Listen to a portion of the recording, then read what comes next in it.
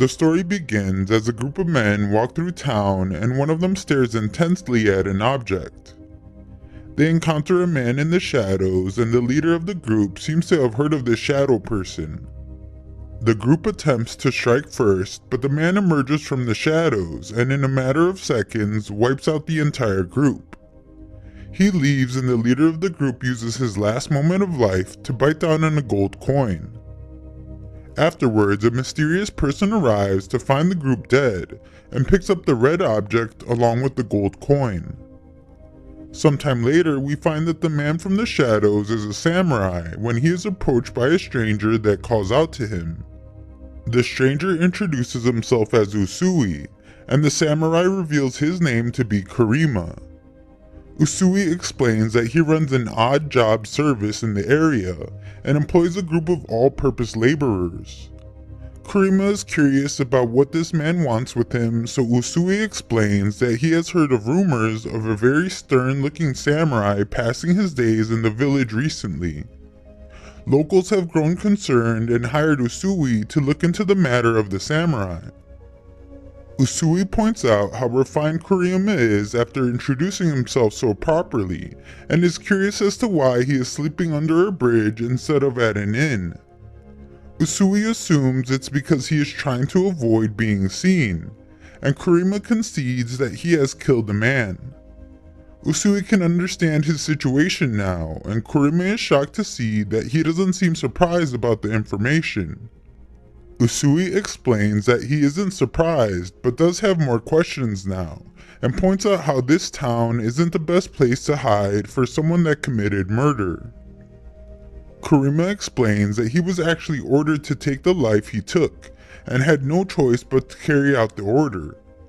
It is his duty to dispose of traitors who pose a threat to the clan.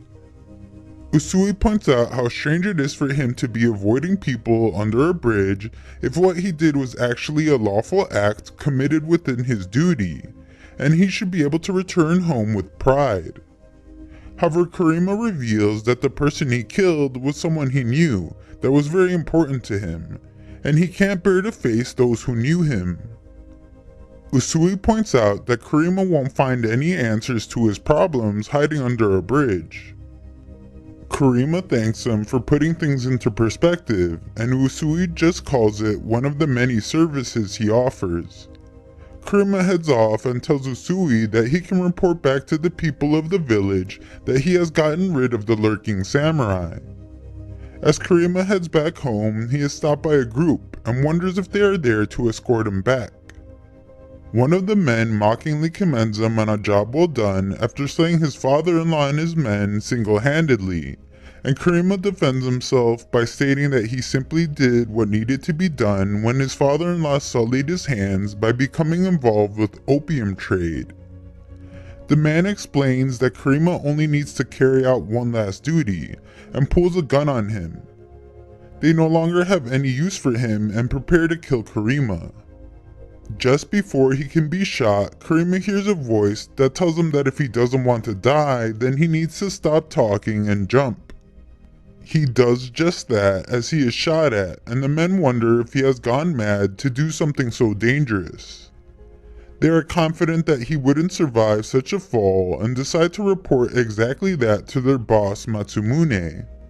We then see that an extremely long string had been attached to Kurima as it pulls him from the water, and the girl explains that his death won't be her fault since Kurima was the one wasting time talking to the men. Afterwards, Kurima wakes to find the girl and Usui in a room with him. He wonders if he was the reason he is still alive, and Usui confirms it by reminding him that he handles all manner of tasks. Usui points out that as a day job, he also makes small items. Kurima wonders who exactly they are, and Usui states that in a business like his, you learn a lot of things about the Nagasaki underworld. Usui states that someone from Kurima's clan had been making secret deals for opium, but Kurima's father-in-law was investigating the issue and not the one involved. Usui explains that this means whoever told Kurima to kill his own father-in-law is the mastermind behind the opium deal. This person is the chief financial officer of Satsuma named Matsumine. It seems as though Kurima's father-in-law had just enough information to complete his investigation, and that must be why Matsumine wanted him eliminated. Kurima condemns himself for being tricked like a fool into killing his fiance's honorable father. He refuses to live with the shame, but Usui points out how that would only mean that Mutsumune would remain in his position completely unharmed. This realization refocuses Kurima on revenge, and Usui reveals that Kurima's father-in-law had hired Usui right before passing.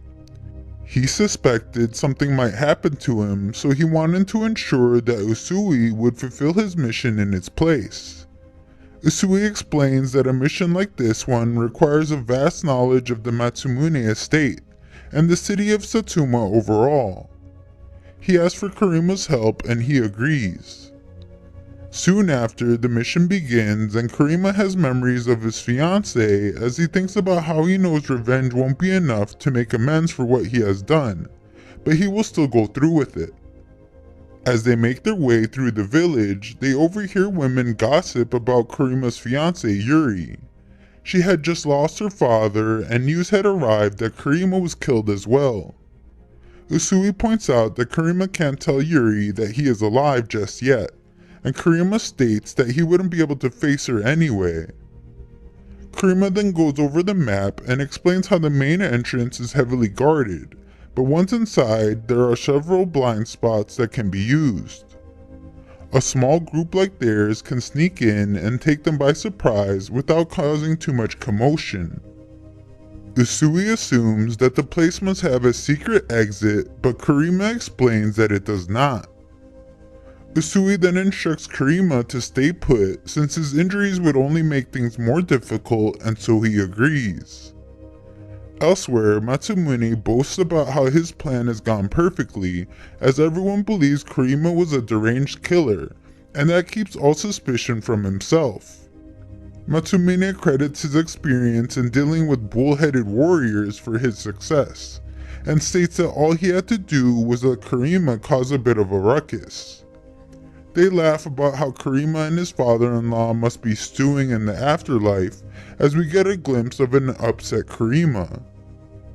The men soon run out of sake and wonder where the server has gone, as we see Kurima once again, but this time he is preparing himself. He leaves the hideout as a man watching states that his departure was definitely not part of the plan. The man searching for the server finds him tied up, but can't do anything, as the girl from Kurima's group uses the kite she has been working on to kill him. The rest of the guards are then alerted, but they don't stand a chance, as another man from Kurima's group quickly eliminates a couple of them.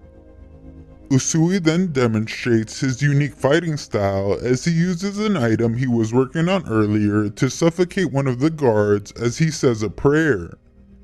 The prayer ends as he asks for the guard to repent just before he dies.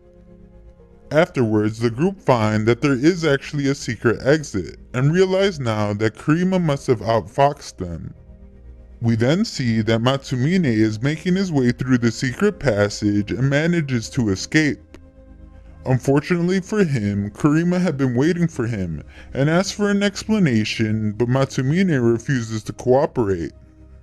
An enraged Kurima quickly unleashes a swift attack, completing his quest for revenge.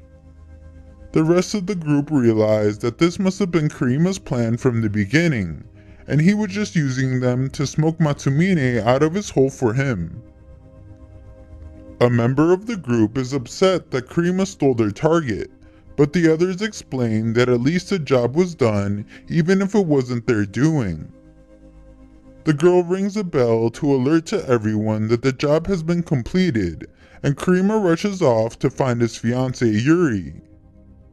He thinks about apologizing to her for not realizing Matsumine's plan and killing her father. Kurima prepares to kill himself in front of her as he thinks that is the only way to make up for this terrible wrong he has done. He finally makes it to her home as he calls out her name, but is horrified to find blood everywhere as she had just taken her own life moments before. Karima can't hold back the pain as he explains that he has so much to atone for and calls out his fiance's name as he holds her in his arms. Thanks for watching part 1. Future parts will be in a pinned comment below.